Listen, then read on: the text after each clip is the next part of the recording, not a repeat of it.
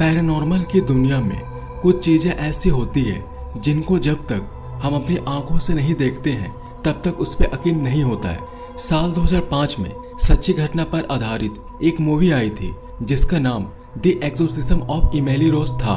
इस मूवी की स्टोरी एक जर्मन लड़की एनालिस पर आधारित थी और इस स्टोरी को पैरानॉर्मल स्टडीज के दुनिया में सबसे डेंजरस पैरानॉर्मल एनकाउंटर का दर्जा मिला हुआ है। इस लड़की के ऊपर लगातार 8 महीने तक एक्सोर्सिज्म किया गया। जब एनालिस 23 साल की थी तब वह एक दिन अचानक बेहोश होकर फर्श पर गिर पड़ी, जिसे देखकर उसके पेरेंट्स उसे हॉस्पिटल ले गए। हॉस्पिटल में उनको पता चला कि उसे मिर्गी है और जिससे उसको दौरे पड़ने लगे हैं। इस घटना के कुछ दिन के बाद से एनालिस की हरकतें बदलने लगी। एनालिस को अपने दिमाग में अजीब अजीब सी डरावनी आवाजें सुनाई देने लगी और वह आवाजें एनालिस से बोलती थी कि अब वह मर जाएगी और उसके शरीर पर अब उनका कब्जा है। इन आवाजों को बार बार सुनने के बाद एनालिस डिप्रेशन में चली गई और शारीरिक रूप से कमजोर होने लगी। ये सब देखकर उसके पेरेंट्स उसे साइकेट्रिक अस्पताल में भर्ती करवाया, लेकिन उसकी हेल्थ में कोई सुधार नहीं हुआ और दिन बर दिन उसका हेल्थ और खराब होता चला गया। जब उसके सामने बाइबल लाया जाता था तो उसे देखकर एनालिस उससे दूर भागने लगती थी और चिल्लाती थी, जिससे उनके पेरेंट्स को लगा कि अब उनको अपने बेटे के लिए पैरानॉर्मल चीजों की हेल्प लेनी चाहिए।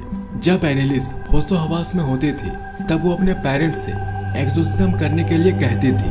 एक्सोर्सिज्म वह प्रक्रिया होता है जिसका इस्तेमाल नकारात्मक शक्तियों को दूर करने के लिए किया जाता है, लेकिन उस टाइम एक्सोर्सिज्म को वहाँ एक जुर्म माना जाता था और इसकी अर्जी पास होने में महीनों लग जाते थे। कुछ दिन के बाद एनालिस के पिता को एक आदमी मिला जिसका नाम ऑल्ट था, जिसने एनालिस को देखते ही बता दिया कि उसके शरीर में नेगेटिव शक्तियों का वास है और उसने बिशप स्टेंगल से एक्सोर्सिज्म करने के लिए परमिशन मांगी और कुछ दिन के बाद उनको ये परमिशन मिल भी गई। उसके बाद ऑल्ट और एक पादरी जिनका नाम रेंज था वो दोनों एनालिस के घर गए, जहां उन्होंने देखा एनालिस फर्श पर किसी निर्जीव वस्तु की तरह पड़ी थी और उसकी हरकतें अजीब है।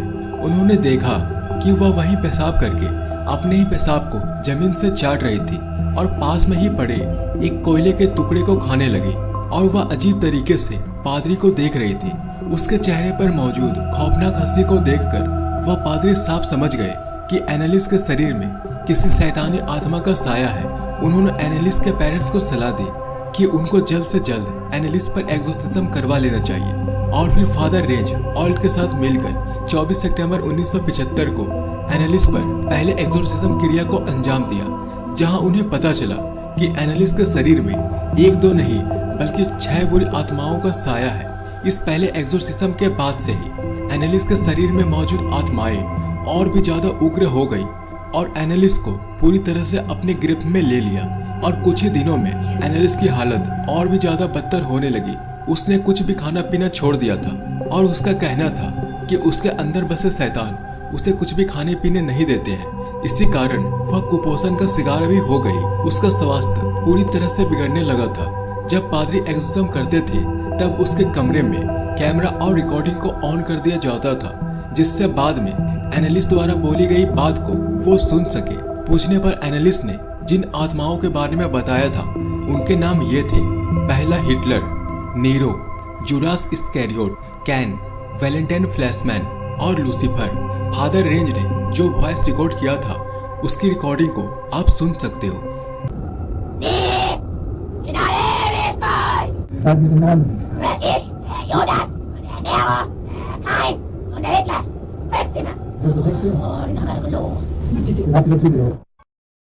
इस आवाज को सुनने के बाद ये साफ है कि एनालिस के शरीर में शैतानी आत्माओं का ही कब्जा था। 30 जून 1976 को आखिरी 67 बार एक्सोर्सिज्म किया गया। कहते हैं किसी के साथ लिमिट से ज्यादा टॉर्चर किया जाए तो वह झेल नहीं पाता है और यही चीज एनालिस के साथ भी हुआ। इस आखिरी एक्सोर्सिज्म के दौरान एनालिस अपने पेरेंट्स से कह रही थी कि अब ये तकलीफ उससे बर्दाश्त नहीं हो रहा है और वह इस शरीर को छोड़ना चाहती है और हर एक्सोर्सिज्म लगभग 1 घंटे से ज्यादा का होता था।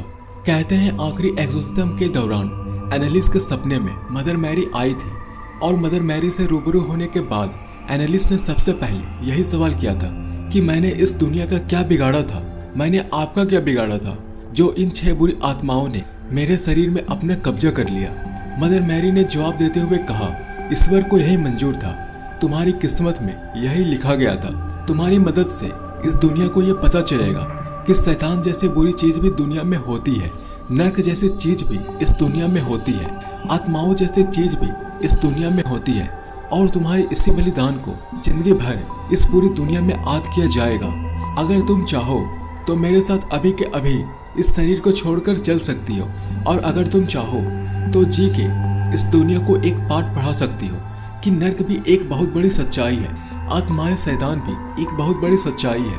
मदर मैरी ने जाते जाते एनालिस्ट से कहा था कि तुम इस पूरी दुनिया को सीख दो कि अगर ईश्वर है तो शैतान भी है।